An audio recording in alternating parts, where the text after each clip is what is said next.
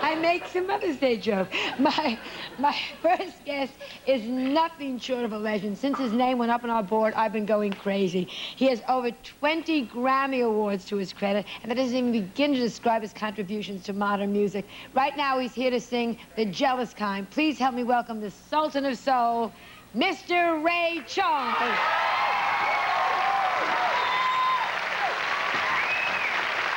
Right. 3.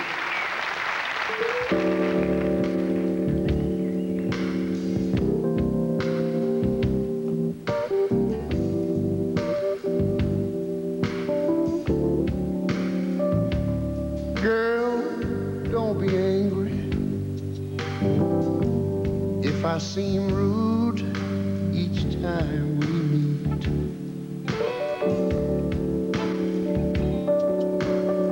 A boy that you once knew, that you say used to be so close to you.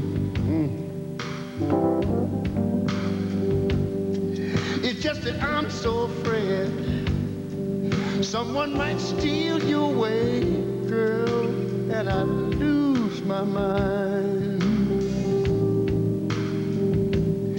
So please forgive me if the way I act sometime, 'cause I'm the jealous kind. You understand? It was all right, it was.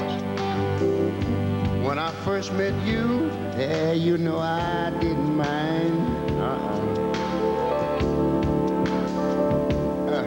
But now things have changed, and I'm not the same. And now I find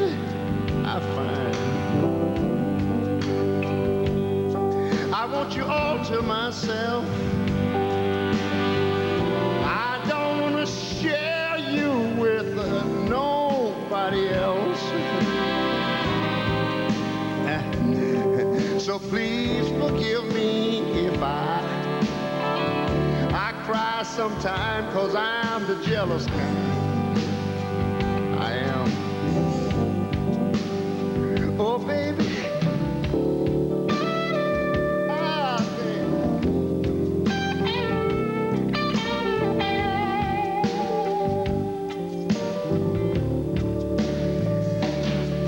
If you only knew how much you hurt me when I hear you say how you can't forget that before we met, those were the good old days. It was. How could you hurt me so? I can't stand it no more. Whoa, I'm really trying now. Girl, I just can't control these tears from my eyes. Oh, I'm the jealous kind. Oh, baby, oh, baby. Come here, woman.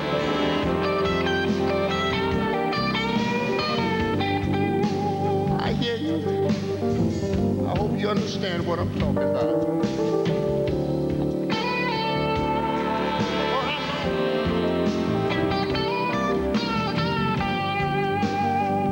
I don't want you to leave me, baby. You got me crying in my pillow.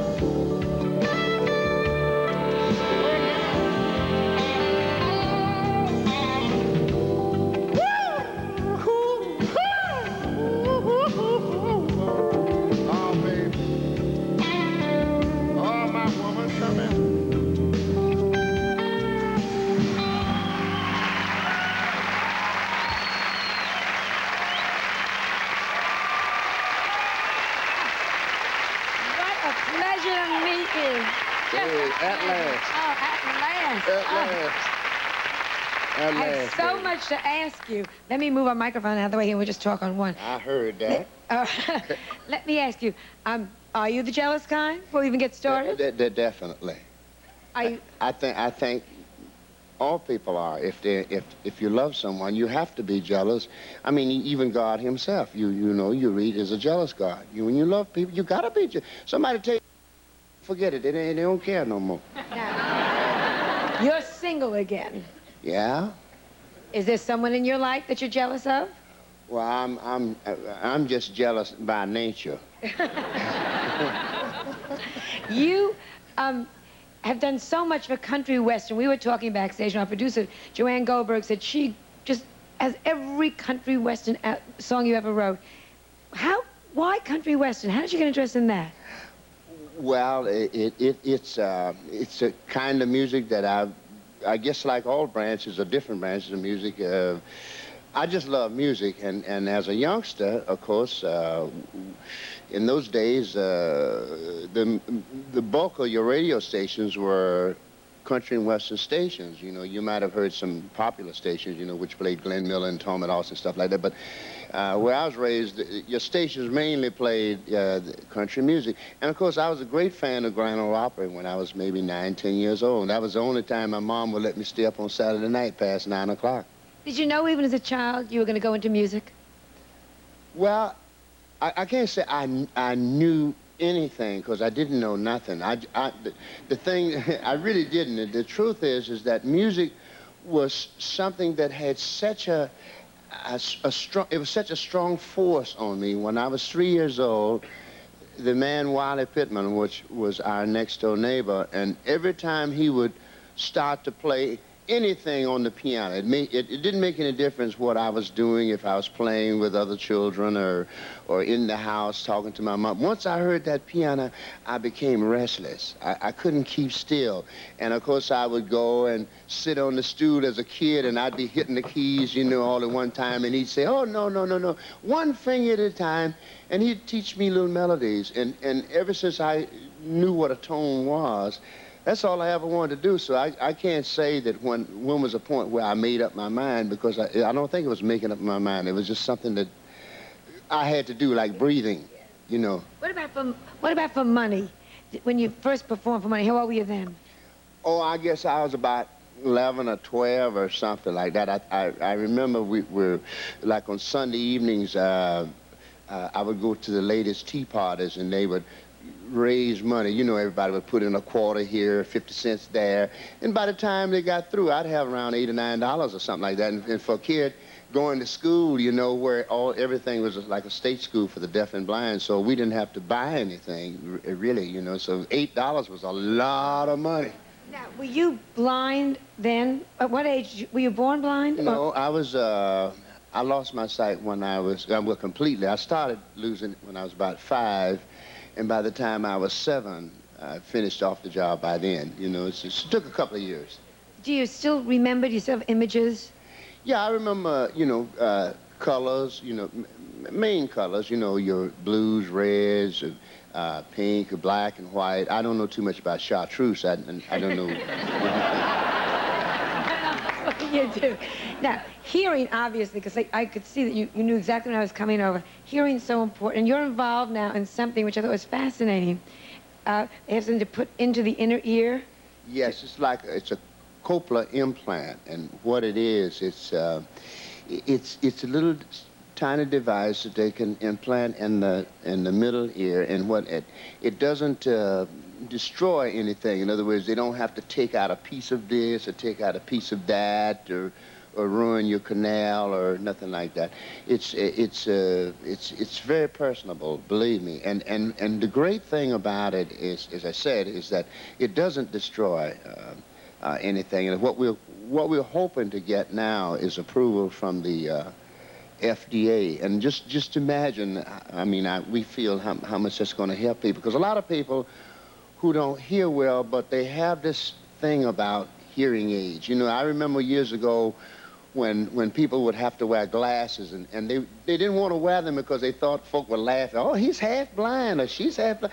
So it's the same thing with hearing, you know. Folk now, they feel that somehow or another, if they have on a hearing aid, wow, folk going to say, oh, she's half deaf or he's half deaf, and it's the kind of thing people don't want to.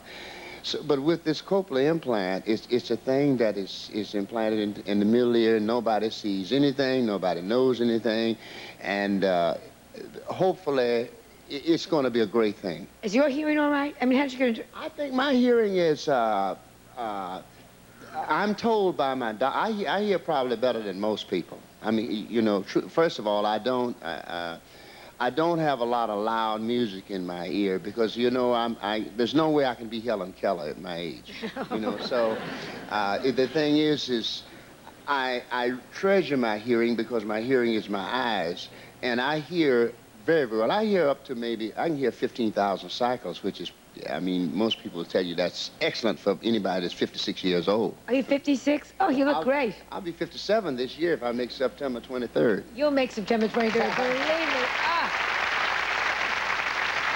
What do you do to relax? Do you read? Somebody told me you're a great mystery fan. Yes, I like a good mystery and you know, Christopher Agatha.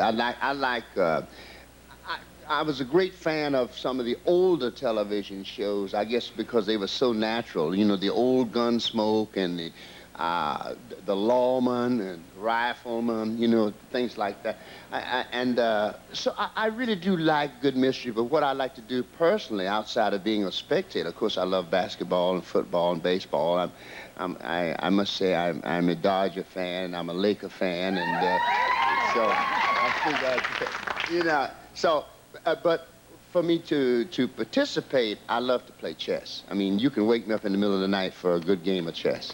Now, how do you do it? You have to figure out the whole board with your hand and figure out all the pieces. My God, that's so complicated. Oh, no. Nothing is complicated if you know. You know, it's like somebody saying, oh, it's 88 keys on the piano. You ain't got but 10 fingers. How can you manage? See, so it's the same thing. But if you know, everything is simple if you know how to do it. And of course, it's true, I do feel the pieces on the chessboard, but then that's fair. The guy who can see, he looks at them and I feel them. What's the difference? Same thing.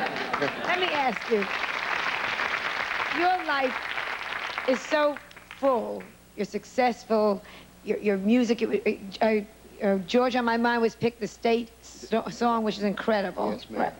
What, is there anything missing in your life? I know it sounds like a stupid question, but if you had one, is there anything missing? It's a great question, but you know, I hate to really, you know, because it really sounds like, oh, wow, man, he's pretty cocky, isn't he?